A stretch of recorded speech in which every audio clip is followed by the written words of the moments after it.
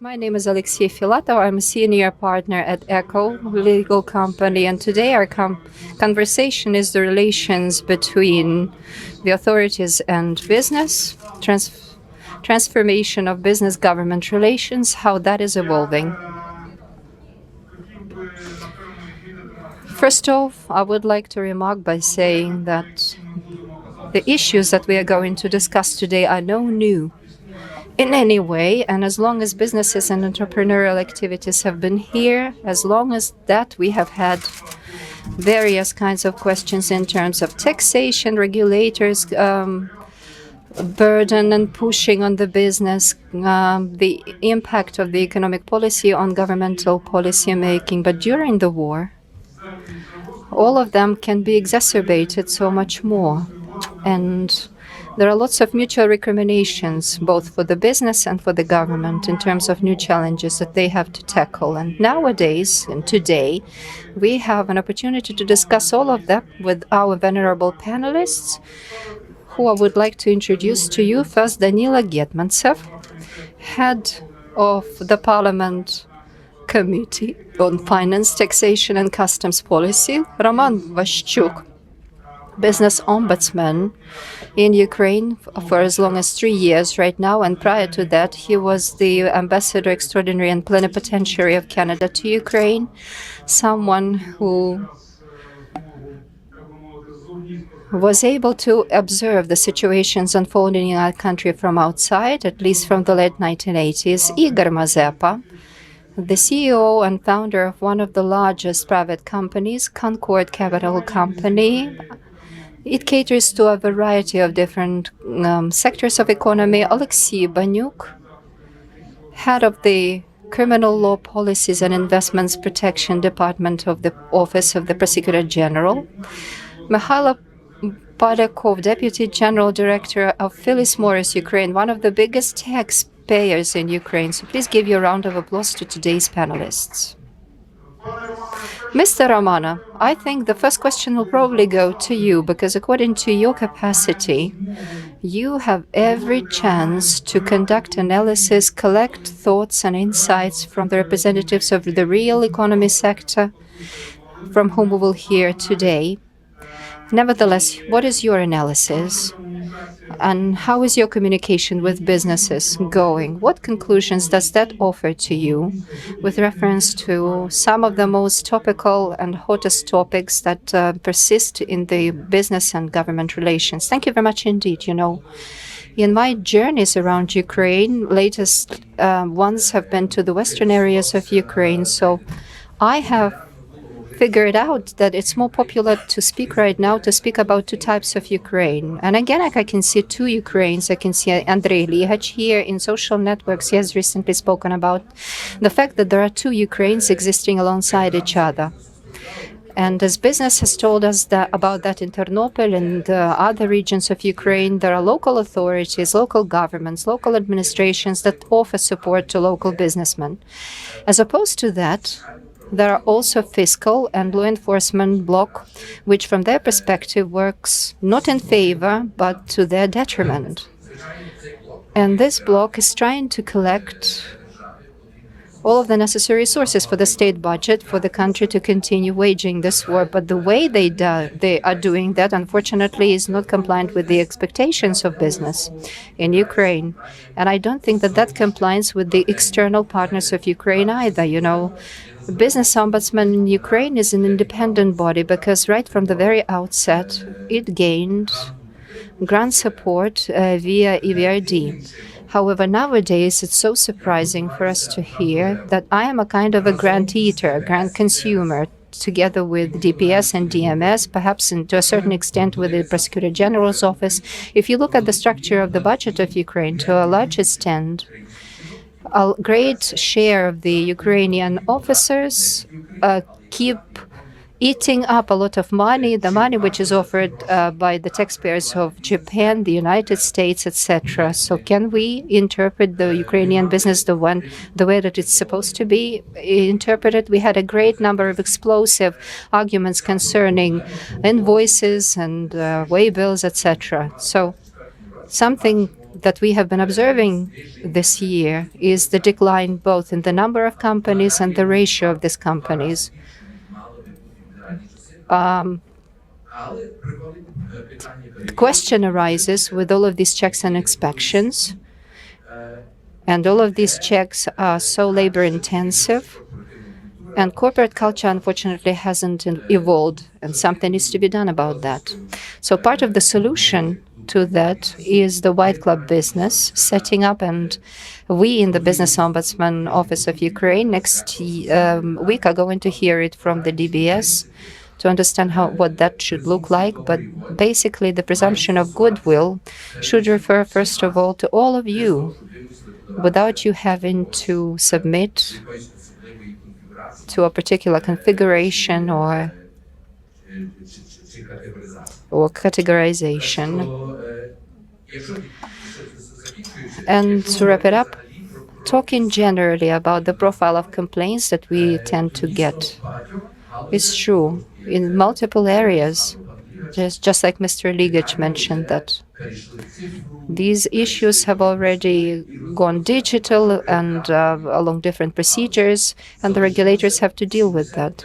75% of our complaints are to do with fiscal and law enforcement complaints. And here we have some representatives of these areas, and they will explain it to you why this is the case, and perhaps maybe why in the future is going to be different, and what steps are being undertaken in order to resolve and tackle this issue. Thank you. Mr. Danila, you as a representative of the government, of the legislature in this panel, clearly you are a representative of the Parliament of Ukraine. However, in this panel you will have to comment on behalf of the executive authorities likewise. So, considering what we have just heard from Mr. Roman, what do you think are the practical steps that the government is planning today and is ready to take in real-life terms in order to answer some of the real problems that businesses speak about? Thank you. Glory to Ukraine. Greetings to all. Thank you for this opportunity, for having me here during this discussion. Look, you started with a particular metaphor about two Ukraines, and I'm fully supportive of that. However, it strikes me that we are talking along slightly different other kinds of oppositions and off-stands, something that Mr. Roman has spoken about, something which is being imposed and forced on Ukraine during 30 years of its independence, the opposition between the government and business. There's nothing like it. I mean, it's mythical and it's completely imposed. In fact, there is an opposition between the black business and shadow business and irresponsible government officials. Businesses that try to avoid, that get their margins basically by not paying taxes in full. So this off-stand between the healthy Ukraine and the Ukraine which is supposed to get right is essential. And this is the confrontation where we, as the state, definitely side with the white business, responsible business. I'm in communications with so many business representatives, and I'm sure that the people present here will confirm that. They just call me on my telephone and we talk about whatever issues they may have. Shadow business, tax evasion, this is something that in the first place recoils on the business itself, and second of all, it recoils on the budgetary revenues, which 100% of which now goes to the army needs and wants. To ensure this principle of the rule of law, which everyone seems to bang on and on about rather than ensure that. So ensuring this principle of the rule of law in all of the public-private relations is the safeguard and the pledge of equitable system, which is to ensure a level playing field for everyone, So that's something that we are busy dealing with. I am personally busy dealing with. I've been doing that since 2020, not basing on different kinds of policies, but making sure that the law is the same for everyone, fixing the gaps, loopholes, and all of the clashes and conflicts that might foster these conflicts, making sure that those that evade tax payment is definitely supposed to do that, pocketing and trying to line up their pockets with the money that they underpaid to the budget. So this is something that we are trying to get right. Things that haven't been right during the previous 30 years. So everything that my peer has just mentioned, and the system of blocking SM Core and the whole system of administering tax payments, auditing, inspections, and checks, something that has been reinstated and something which is being done on the risk-based approach. Nevertheless, they are being conducted no matter what the businesses are. There are no perfect businesses, and our system is no perfect. It does not exist in some kind of a vacuum. It's part of the government machinery with all of its flaws, typical of it. So SM Core may be in some way be disliked by some. However, given the fact that due to this tool, we have managed to cover and fix different kinds of systemic schemes and scams in our country that have persisted here for years and years. And now many cannot count on VAT payment evasion as their cutting edge. The fact that something that we have managed to do in 2024, that we have managed to raise 74% more in terms of VAT this year as opposed to the previous year, that we have already accumulated 67 billion this year, and I suppose that by the end of this year it'll be 100 billion. So it's an addition to making sure that businesses get out of shadow. So this is our joint victory, common victory. And in this struggle, I would very much like all of us to join our lines of efforts and not consider our relations as an off-stand or a confrontation, but rather our joint efforts for the sake of our common victory. Thank you, Mr. Danilo. It's hard to disagree with you when you speak about a level playing field, about the rule of law. Along with that, businesses quite often complain, saying the government declares a lot of good intentions, and unfortunately that just remains on paper. And one of the most debatable initiatives over the last years, the so-called White Business Club, also evokes a lot of dubious responses. So wouldn't you think that the mechanism offered within this club in a certain way segregates between businesses into good and bad, gray and white, and in order to obtain a certain adequate treatment of this business by the state, the business is supposed to prove that it is white, it needs to be registered properly, referred to a proper register. So don't you think that here the presumption of innocence is being violated? And how is it going to work in practice if we want to argue the level playing field? Look, here we can discuss whatever mechanisms that may be offered by the government if we first get to read about how these mechanisms will be exploited.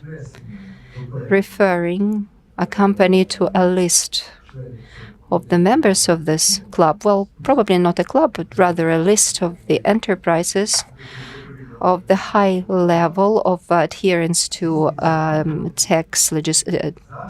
taxation legislation is done automatically based on several criteria, even regardless of the goodwill of the companies themselves. Such companies may be willing not get publicized concerning themselves being included on this list, but they will be automatically included on the list because they will be paying taxes higher than on average, and the average salary during the previous quarters is supposed to be higher than the average within their sector, and they're not supposed to have any Russian-owned assets and some other criteria, etc. So this automatic referring a company without any participation of the human in this algorithm? Secondly, are we supposed to identify the companies which, according to their external characteristics, are better than the same enterprises which work in the same comparable conditions, but are paying less than the average per the sector? I'm sure, yes, it's true, it's so. I suppose that we do have to acknowledge those who, according to all of the external characteristics, pay their taxes in goodwill. Moreover, this is the direct interest of the government. We need to pay less attention to tax control and oversight to such taxpayers as opposed to tax control that needs to be paid in greater detail to those companies who pay salaries or pay taxes which are significantly less than their opponents, their rivals or competitors. So I think this will be the correct implementation of the risk-oriented approach that has been so much talked about, which unfortunately has never been realized in practice. And the white club business is one of the first steps in this pathway. Unfortunately, it's a very small step to take, not even a major or a main one, to implement the risk-implemented approach. Exercised to taxpayers in the context of the reform which is being unfolded in the tax service. This is electron audit, electron excise duty to be paid, excise marks, and electronic accounts well, basically, this is all to do with the digitalization of declarations in order to eliminate the human element in the taxation oversight and control which we crave to achieve and try not to pay just lip service to that. This excludes discrimination or segregation, in my view, because any enterprise, any company, from my perspective, based in Ukraine, having taken their decision about the necessity about being included in this white glove list, can easily do that without any restrictions imposed. No discrimination by race, color of skin, gender, etc. Thank you, Mr. Danilo. I think that the Ukrainian business is sincerely hopeful that this will definitely be working the way that you are describing it. Along with that, we are seeing that it is the white business that gets to complain most, that while the business that may be identified by another color gets to implement various schemes under the umbrella of the law enforcement agents, white businesses, along with that, are punishable for some formal violations and infringements. And quite often they are speaking about the fact that isn't it time to revert to practices that are in place in other developed countries, covered by the principle of first consultation, when the controlling bodies, fiscal bodies, first identify the mistakes or possible mistakes committed by businesses and ask to help to rectify these mistakes, and only then do they revert to sanctioning when the economic entity does not eradicate these mistakes. Is this the principle which is being planned to be implemented in Ukraine? Yes, this is the exact principle to be implemented within this club of white business. And the list of these enterprises will be adequately approached by the tax inspection, tax service. There will definitely be first consultations conducted with the taxpayer, enabling the company to rectify this error or mistake. But if it's not a mistake, then the company will be allowed to go and press their charges via the court. But ways to avoid paying taxes may vary.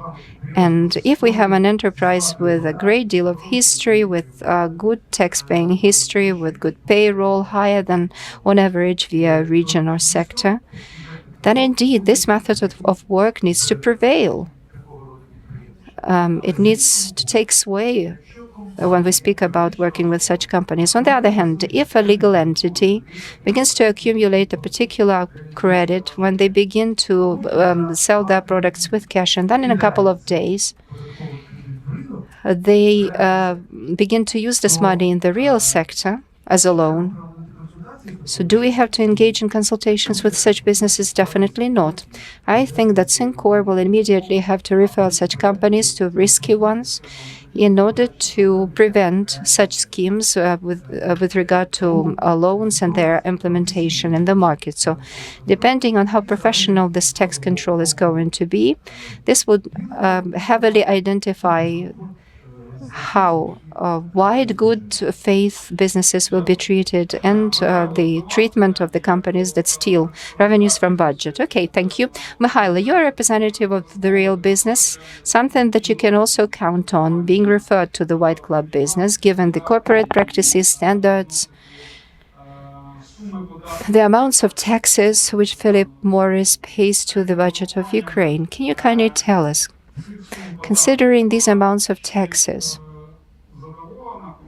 is your company, Philip Morris, satisfied as an international investor with the services and policies being provided and implemented by the government of Ukraine in the economy sector nowadays? Thank you for your question. I am forced to recognize that Philip Morris, and not only us, but other companies, have to stand up for our right to obtain the services which we are eligible to by the law. This is confirmed by practice because within the framework of the American Chamber of Commerce, we keep raising the same issue. The issues persist, the same ones that are not supposed to be raised at the level of the chamber, talking about our company. In particular, during our operations in Ukraine, we have already invested $750 billion in Ukraine. And this year, we have already invested $30 million in the construction of a new factory in Lviv. There are some cases when we are engaged in heated debates with the government authorities, where they have different kinds of claims to argue against us. And this is really nothing to argue about. And unfortunately, form prevails over the essence, over the content. And in our industry, it's of critical importance to counteract illegal sales that Mr. Danila has already alluded to.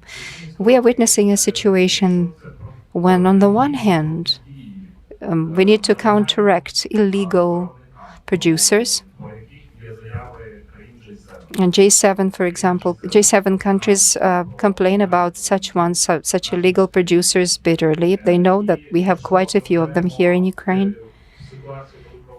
And when we take a situation where law enforcers work on these cases may be initiated. Of course, these companies may be suspended from operations, but they still remain in the same whereabouts. Whereas if we focus on Poland, a recent case in question, an illegal company was identified in 6 hours, and then in several hours after that, it was completely destroyed.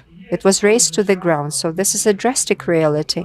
And every time when we come with an appeal for a greater involvement of law enforcers in this process, we get to hear the representatives of other businesses whose computer equipment is withdrawn and their activities are immediately paralyzed. So on the one hand, the businesses are appealing with putting an end to different violations, and the whole international community is in agreement with the impossibility to still engage in such violations. Like the International Monetary Fund has recently addressed one of these issues, and they asked us about the state of play in the situation. We had to confess that although for a short time there was a termination of illicit production of tobacco goods, right now, unfortunately, there is the reinstatement of the negative conduct and behavior and illicit production.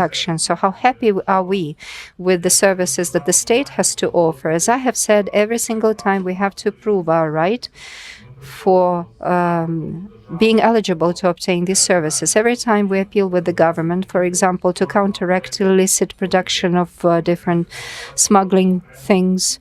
In the American chamber, there is a solid, excisable task force group on a permanent basis. Even in the parliament, there is a specially designated group that has been set up. Once again, this has been done because businesses have come and claimed their right for that, and they pursue their charges. And together with the international community, with the American and other embassies, only when they begin to put their efforts together can we see that some things begin to move. Because we only unfortunately see that the government is not willing to dispense of the duties that it's supposed to dispense of. And we would like to just produce and sell our products, but not in a certain way, sometimes supplement or replace some functions of the government when we begin to look for the producers of illicit production and prove to the state that this phenomenon still pervades. Thank you, Mikhaila. On behalf of the international investor, from the international investor, let us move on to the national investor, Igor. You invest in different things like financial services, IT, all the way to production, construction materials, natural resources, etc. So your portfolio is diverse. Do you see the general picture of a kind, the cross-industrial picture that will allow you to conclude about the root cause of the main problems that unfortunately are as a dividing wall between the Ukrainian business and the government? Thank you. Thank you very much for having me here. It's a great pleasure. Yes, of course, I get to see that. And I'm fully cognizant of what Mr. Getmansev has to say. Of course, the country is at war, and this is a naturally good thing. The government needs a lot more taxes to be able to withstand the enemy more efficiently. In such a country, of course, you need the law enforcers to be stronger, more powerful, to exert their authority, to command their authority, to enforce the decisions taken by the political authorities in the country. Because when you find yourself at the hot stage of the hot war, the hottest war during the latest century, that's the way it should be. Decisions need to be enforced just like that. However, but what I keep noticing now, the enforcement and the tax authority, tax police, have been very effective in the first months and years when they had to quickly find Russian assets or target Medvedchuk or something else. They found it, they located, they dealt with it, but then themselves headed the corruption. So what happened with all those companies that were confiscated from Russians? What happened to businesses that was removed from Medvedchuk? Nothing. They were not privatized. They were not sold. Just other people went there and just took all those financial assets. Then when we talk about white businesses, they have to compete with this black business. And that's unfortunately in Dobrobut, operational margin is the smallest one because we pay all the salaries, whereas the other market, the black market, is not doing that. Tobacco industry the same, fuel industry the same. Don't we see how much do we pay for 1 liter of or 1 pack of cigarettes? Everybody knows, the whole country knows, but it's just for years there's no progress in there. Why? Because the same police officers, the prosecutors, and they just captured the flag, and there's just the beneficiaries changed, and that's it. But the illegality, the criminality of it didn't stop.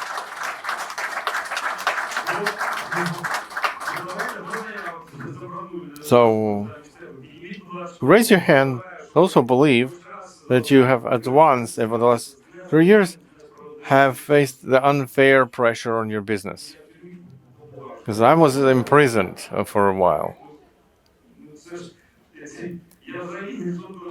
I have nothing to do with that, just randomly, because Alex called me, Mazeppa, you sat in the prison, where you were in prison, so tell him how it was. So what I want to say, that, well, it's understandable that in the state of war, the role of state is going to grow and dominate. But honestly, everything has its limits. And the latest discussion with businesses, when there was an idea to raise taxes because we don't have revenues in the budget, well, for sure, I know we don't have anything to put in the budget. But the other thing is the fairness. Where is this whole illegal tobacco producers, dozens of other industries illegal? There's a lot of money there. You don't need to have war with the entrepreneurs again. You don't have to create confrontation. Nobody wants this confrontation. Everybody wants to be creative and have a great time. And the state doesn't want to help you.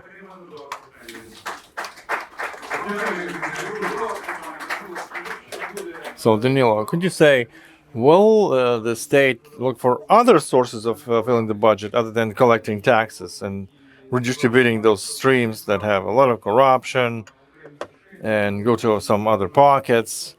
The budget, other than the customs or some other corrupt offices. What else? What specifically are you planning to do? So first thing, I agree with what you said, that de-shadowing of economy, that's what I started from, is the source to get budget revenues. But when we talk about specific numbers, then the situation is, well, that's what we see. The de-shadowing of the economy as of October now, we have the 67 billion from tax authority. That's an average of up to 10% from general revenues per year. 67 billion. That money didn't fall from the sky. It's a result of each of these industries that we mentioned working well. If we talk about Mikhailo and the tobacco, it's the result of minus 10% of black market. We used to have 25, now it's 14.5, thanks to us stopping these companies, these gray producers in May. In September, they restarted, they resumed. And that's the clash.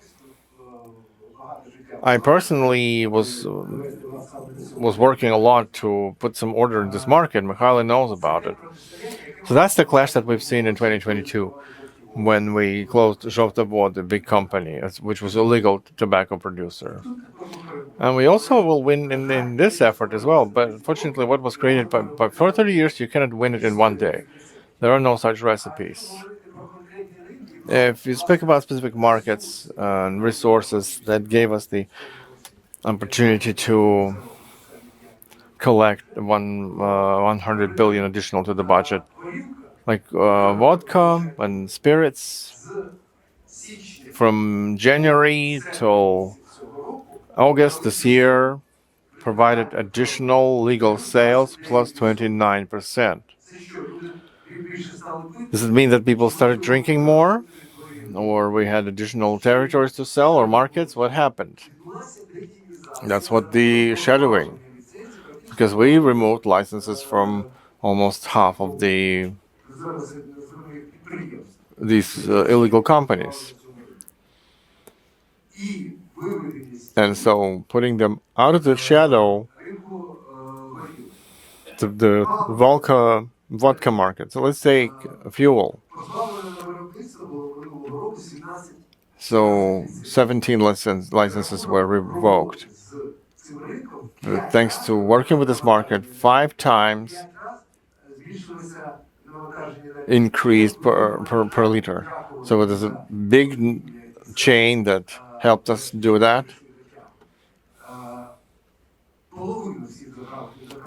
Half of all these gas stations their licenses were removed. People heard it. They paid taxes, and they came out of the shadow as most of the market. And so we have year to year, to 23 to 24, we have plus 41% tax revenues, plus 41%. And so if we talk about VAT, then plus 74%. VAT year to year. So if we talk about electronics, there are companies that comes to us for a committee meeting. We hear their plea, and they say, "Yeah, big network, big chains, you know them." They say, "Yeah, we work in the shadow. We are not legally existing. There's no such company. There's only 300 small companies connected with one software." That's how we work, they say. But give us the roadmap. We'll look at it and we'll step by step go out of the shadow. What is the roadmap that you need? What roadmap your competitors need? They keep working white, like Comfy, Foxtrot. They sell the same electronics, but they sell white. What are the roadmap you need? But young people, healthy, they seriously tell us that that's how they work. You can't do anything. And the tax authority every day standing on those because they keep working. And they say that they have the right to work in the shadow for 2 months now. And that's the clash, you know. So what I mean is, it's a big work, it's a huge work in order to bring out of the shadow the big businesses that are now working in the shadow. And I understand the Comfy company who, and even Philip Morris, who tells our state, do it as a must-have. Give us the equal conditions of work, of economic activity. If Kyivstar and Vodafone and Data Group pays VAT on a fixed internet broadband, why alongside with them there should be some other companies, big companies, with 300,000 and more subscribers who work through shell companies. What kind of state you are if you can't have some order on this market in the wartime? And so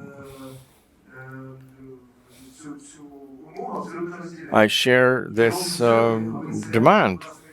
And I'm doing everything that it happens in specific areas, specific industries, specific examples. I just don't want to take too much of your time for that. But we keep working on salaries, specific areas, discussions, convincing the companies. If they don't hear us, then, of course, we do inspections. So I personally believe that an inspection is the least effective method of tax control.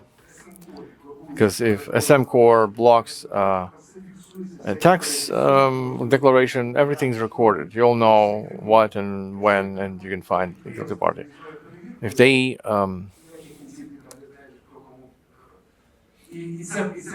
so it's a problem, and you don't want to do these inspections. We don't want them.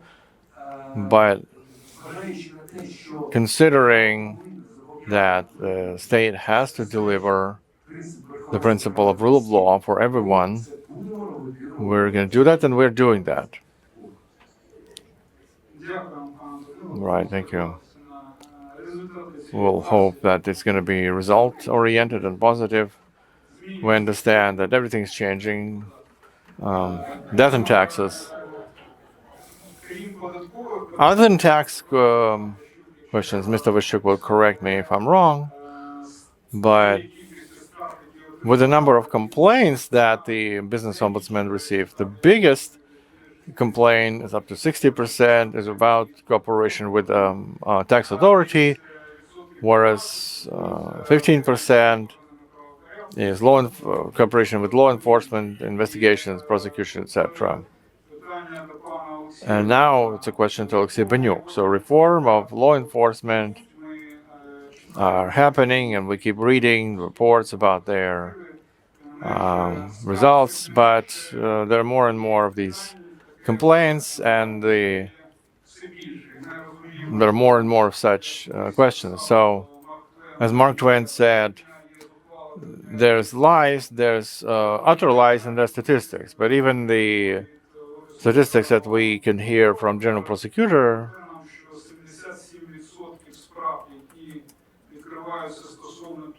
so 77% cases that initiated against businesses, it doesn't reach court. And Mazeppa's audit, they had result that 20% of these proceedings that about business based on this audit were closed. So has anybody been held liable that 20% of cases were ungrounded, unreasonable?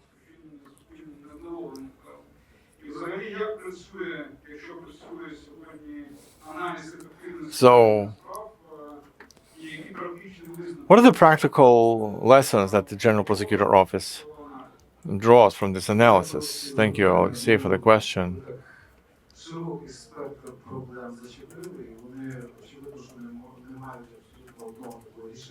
It's a wide range of problems.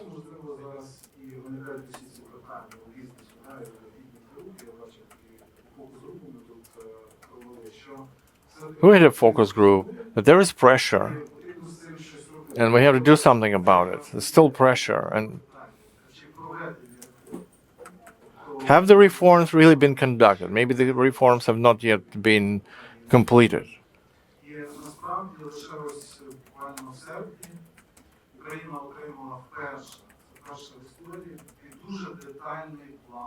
So for the first time, Ukraine has a detailed plan of reform in prosecution and law enforcement.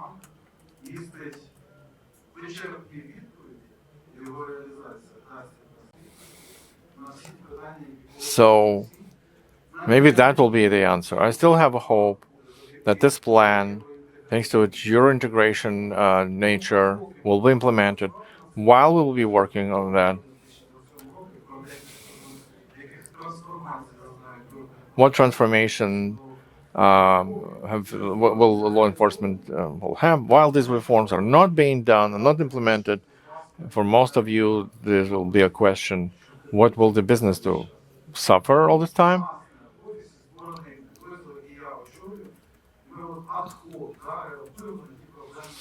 So in our office, we respond ad hoc to the problems arising.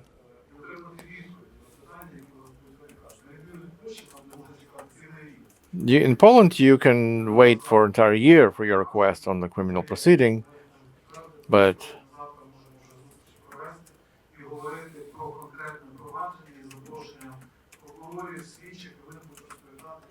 so prosecutors and investigators will tell you why and what they're doing.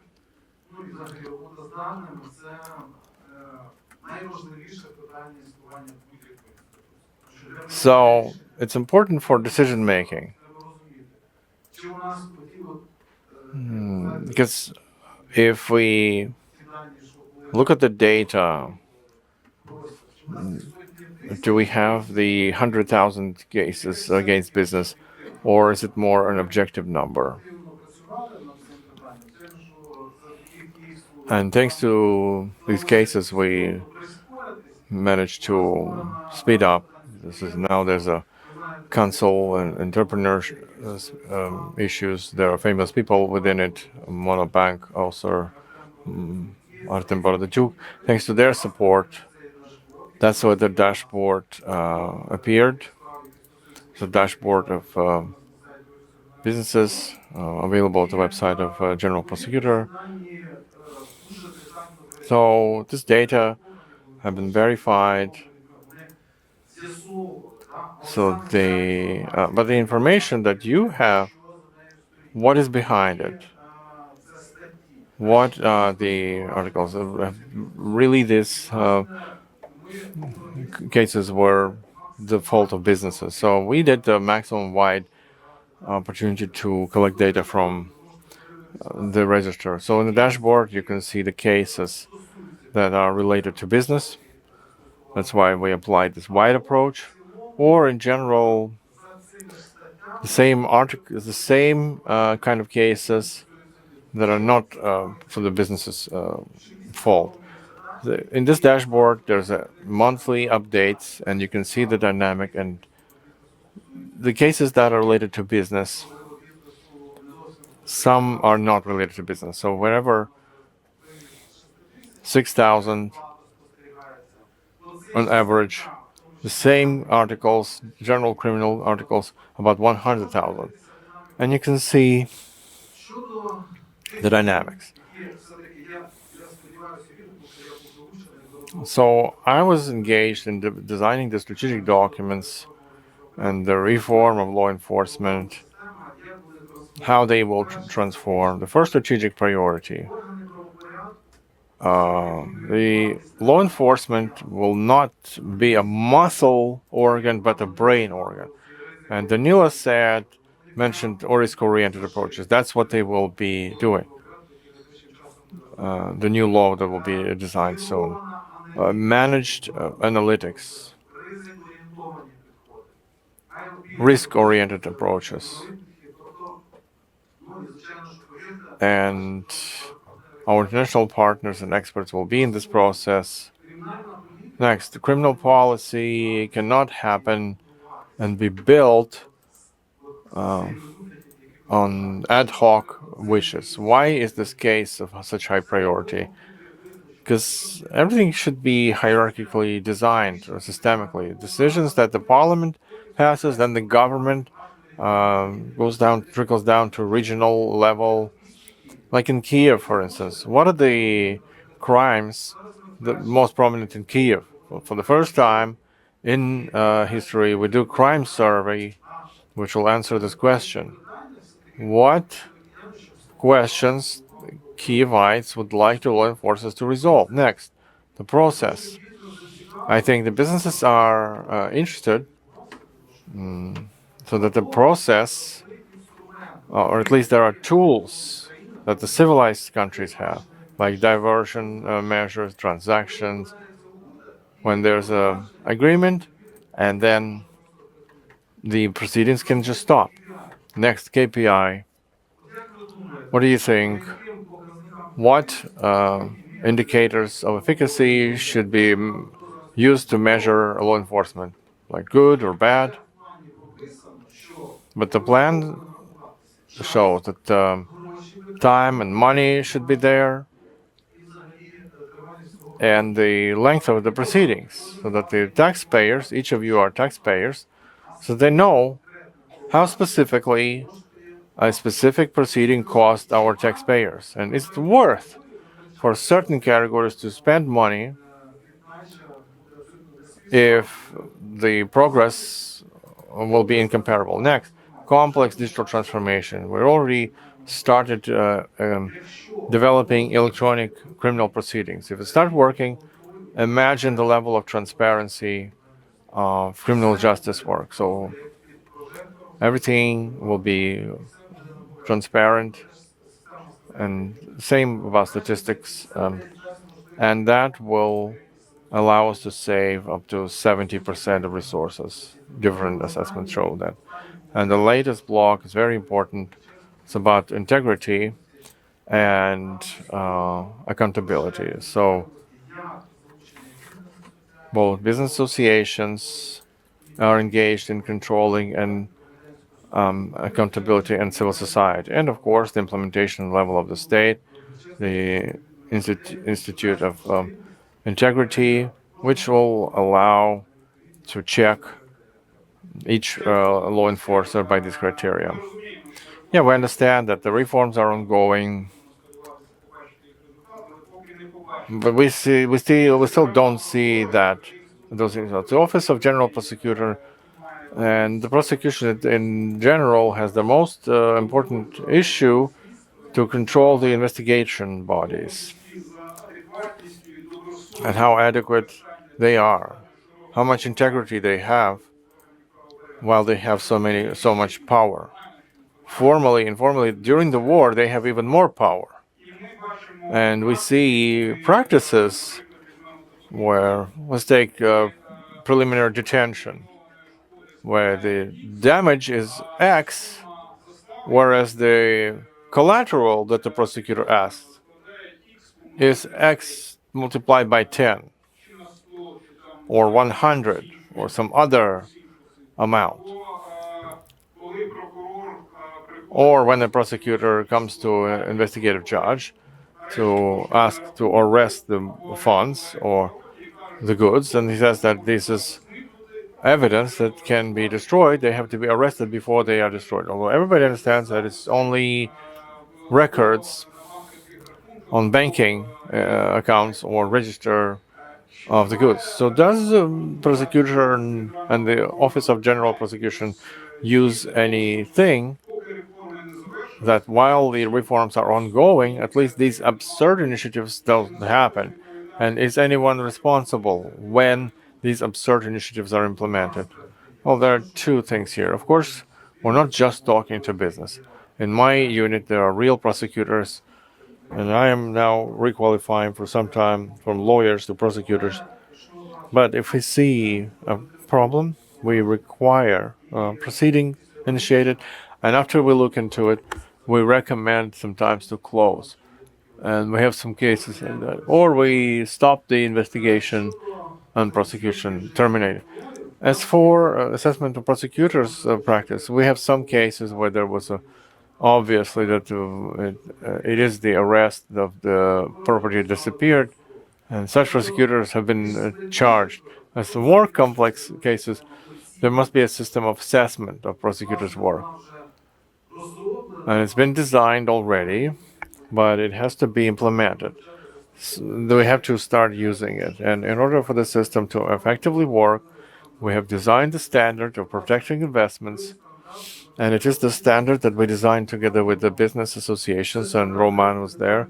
This is a standard that will also be a certain orienteer and indicator, so that in the cases that you described, if there is a deviation of a prosecutor from some behavior or some unfounded action, so and the standard will be applied autonomously, because quite often you can see that you can protect yourselves.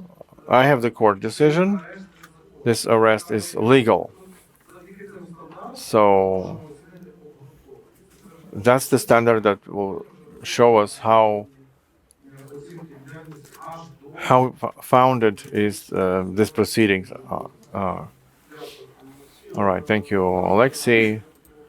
I would like to ask Roman to comment, and then I would ask Igor also to comment. Right, we have some structured dialogue here with the general prosecution, with the previous general prosecutor. And in April, he basically legitimately stole half of my topics and points, that we have to be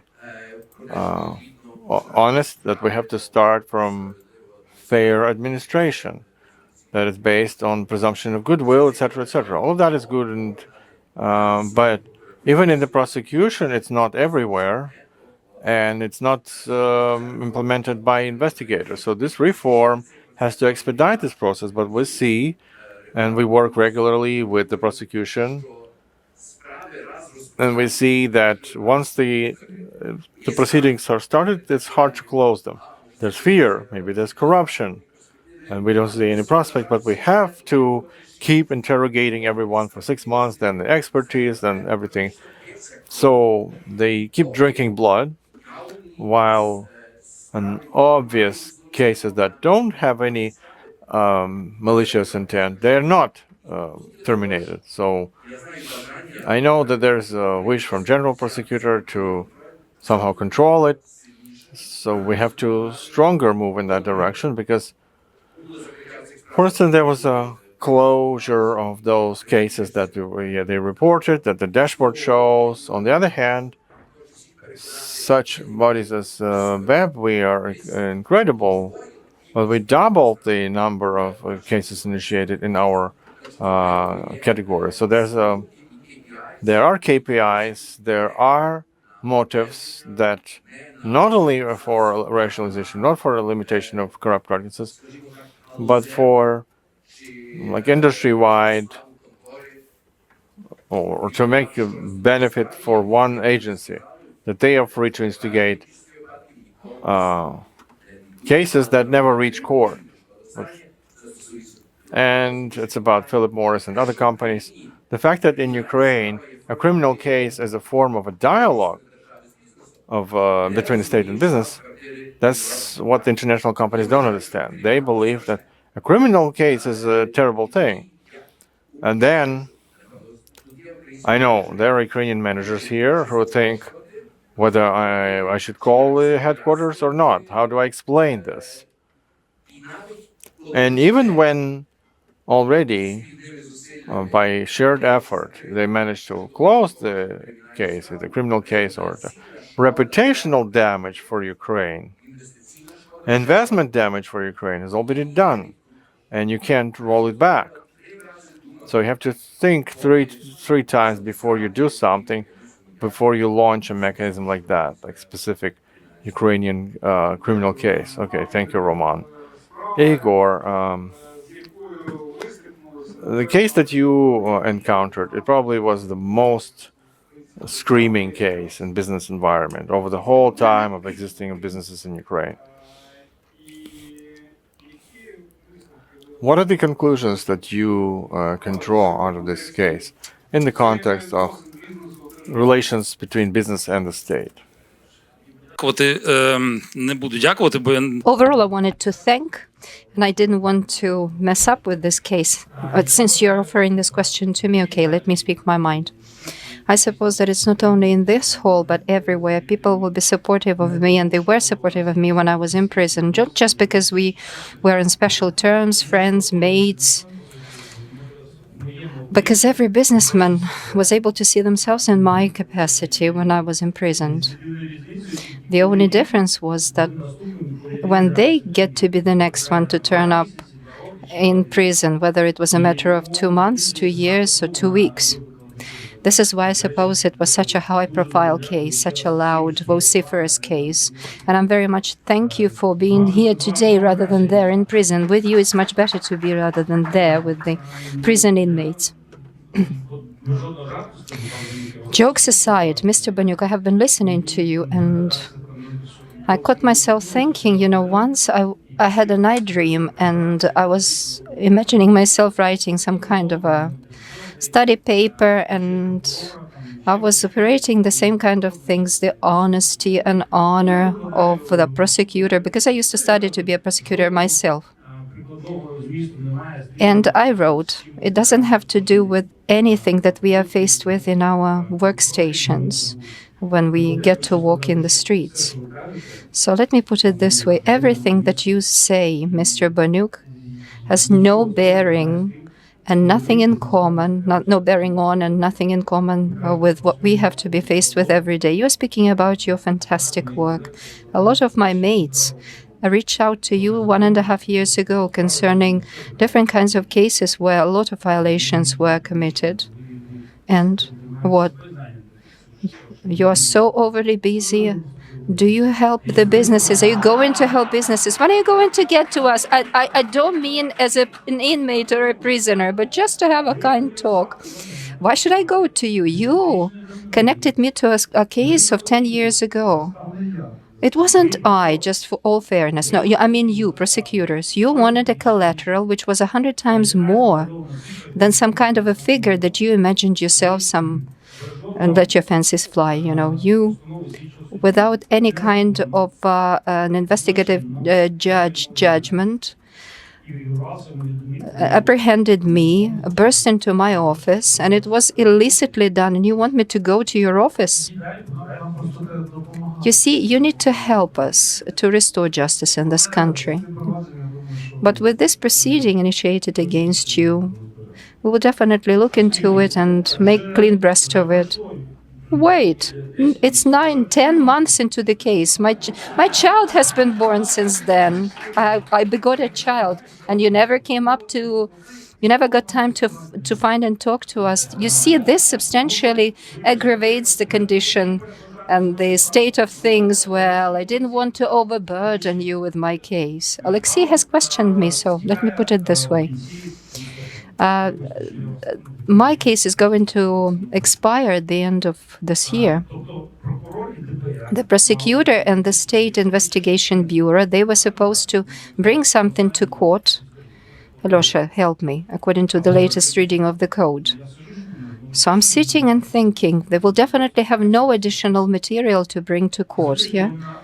So they will have to stop this case to fold it due to just some code of honor, the honor and dignity of your shoulder straps.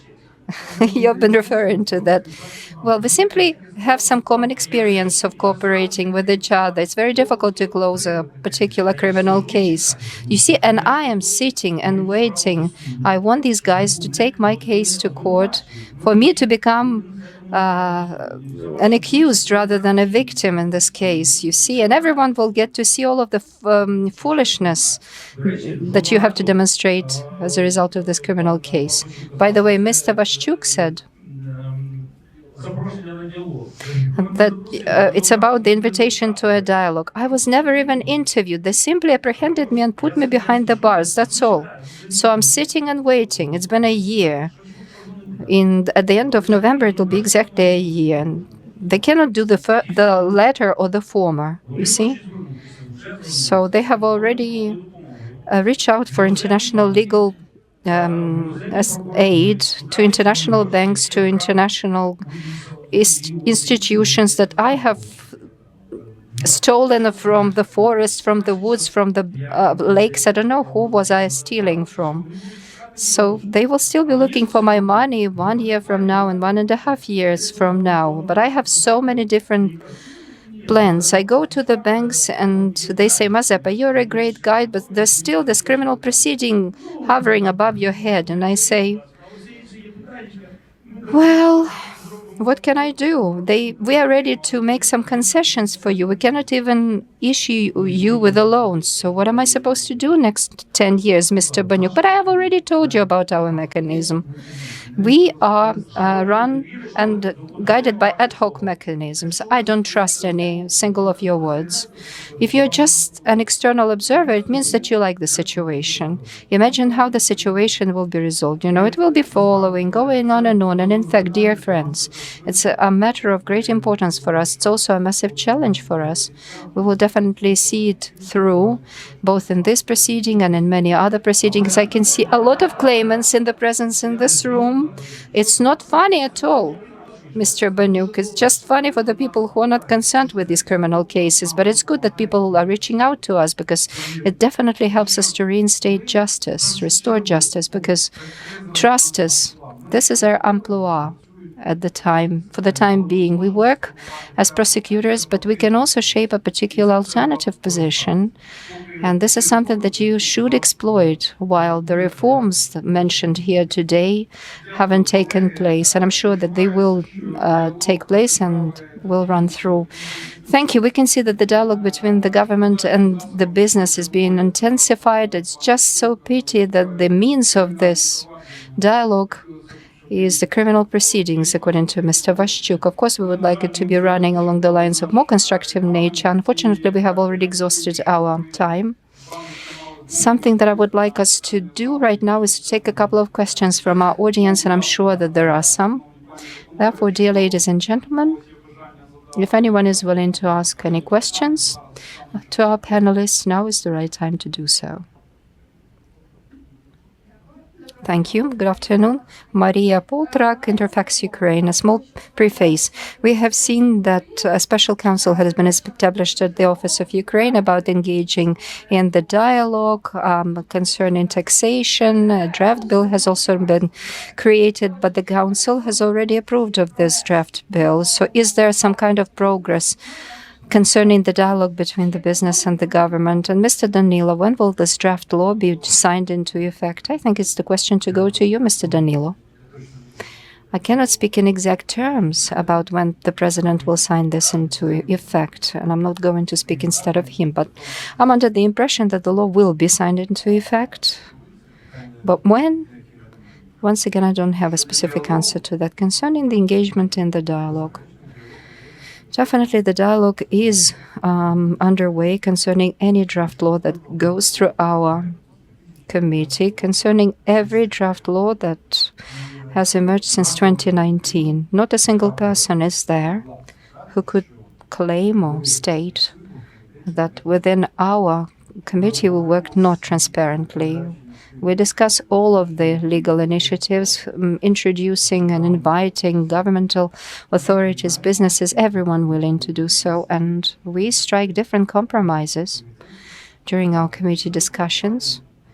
Given the position of different entities of legal initiative, and in this case it was the Cabinet of Ministers of Ukraine that initiated this draft law. So everyone involved, by the way, even the members of this council, because I'm also in touch with them, both personally and publicly, their opinion was heard. We got it on board. However, the dialogue, you understand, it's a two-way traffic, and it's something that probably you have to meet each other halfway in order to make a decision and approve of this decision, including both positive and negative things. And we always take on board the best of the worst, but most sorely needed, and the least harmful of all of those proposed. So it was approved, as I have said, in the Parliament of Ukraine, in the General Assembly of the Parliament, and it has been submitted for the President to be, for it to be signed into effect. Thank you. Any more questions? Good afternoon to all of the participants. My question goes to Mr. Alexei Banyuk.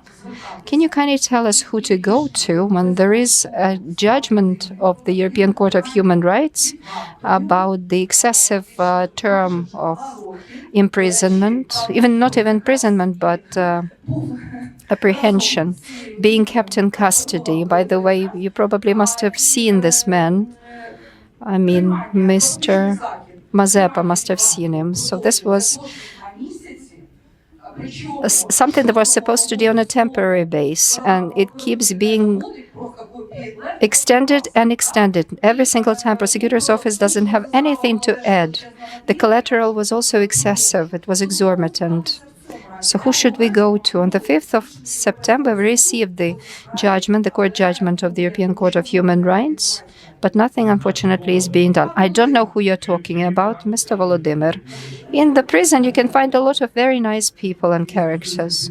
Well, if this is a business case, you definitely have to address me. Can I talk to you after this panel? Thank you very much indeed. Okay, let's hear it from the other part of our audience if there are any questions. I saw a hand raised.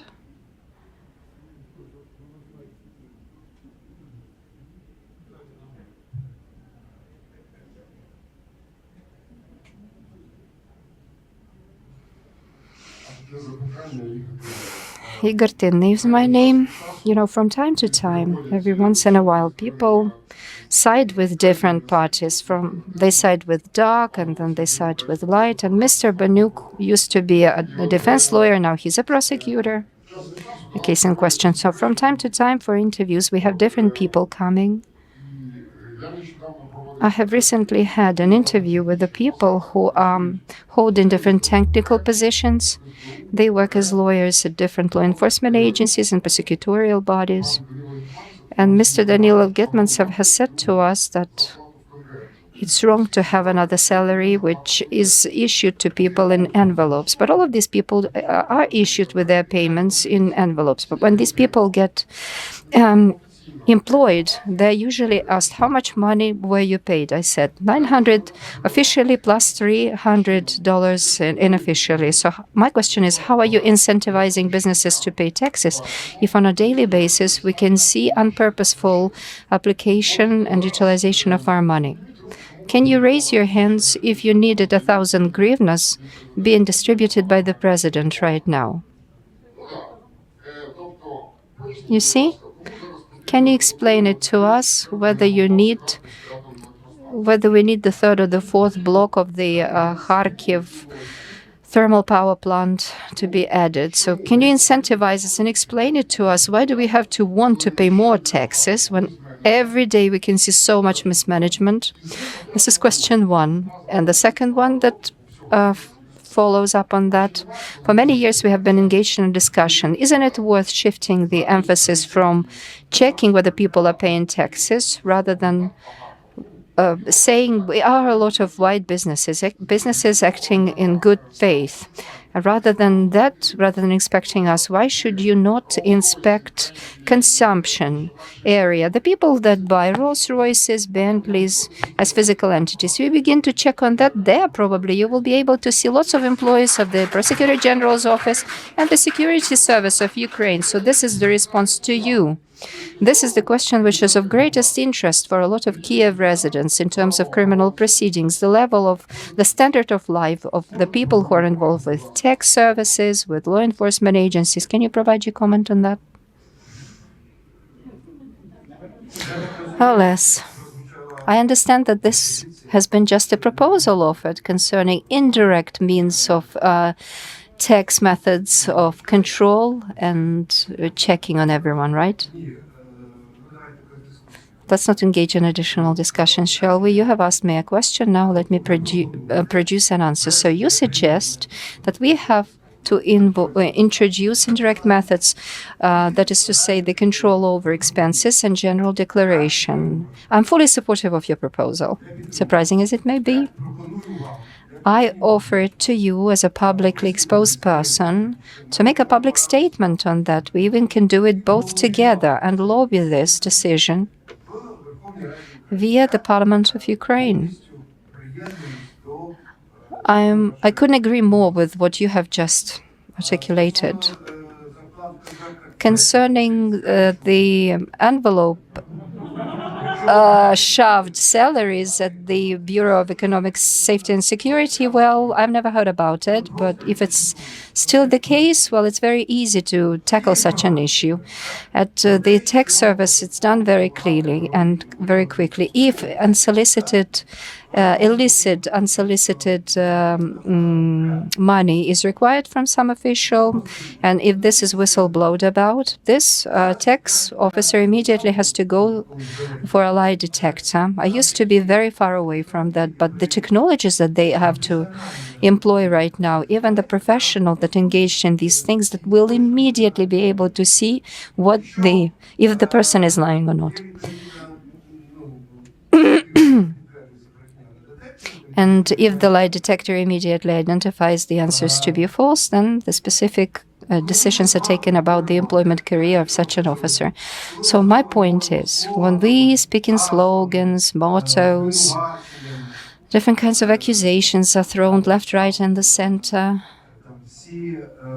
saying that all of the tax inspectors are corrupt, graft takers, all of men are assholes, etc. And then the statement itself is already fallacious because it's too general. However, when you begin to look into specific cases, begin to sort out specific details, then it begins to figure out that not all of the entrepreneurs are evaders.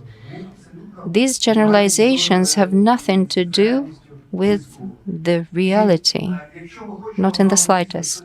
So if we want to get some things changed and strike this truth, we have to look into specific cases, look into specific details, because every problem has a particular name. Even your case in question discussed today, it also has a particular surname attached to it.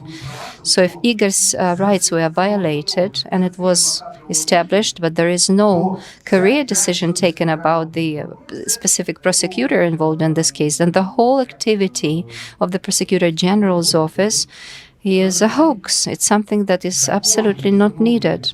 So behind each of such violations, there needs to be a particular decision to follow. However, these violations always begin and they stem from a particular name. You know, people call me on my phone, and the predominant majority of the people here probably know my telephone number because I've made it public. So if people send me the details of a specific case with a specific title, name of the company, and details of that,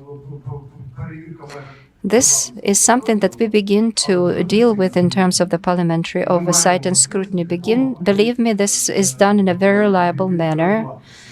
And this allows us to eradicate any kinds of mistakes, errors, or wrong intentions. But let me get back to what I started with. Once again, this is our common cause to bring law and order. This depends on each and every one of us. And if business and society takes this posture of an onlooker, no Getmantsev, I am just one and alone, will be able to help you. Your help is sorely needed. Mr. Getmantsev, I have two names to say. Mr. Sukhachev, the one who's in charge of the State Investigation Bureau, and Mr. Kostin, who's in charge of the Prosecutor General's office. Okay, come to me and give me the details. The organizers have told me that our time is completely out. So let us thank our distinguished panelists who have participated in our discussion today. I also thank the audience. Goodbye.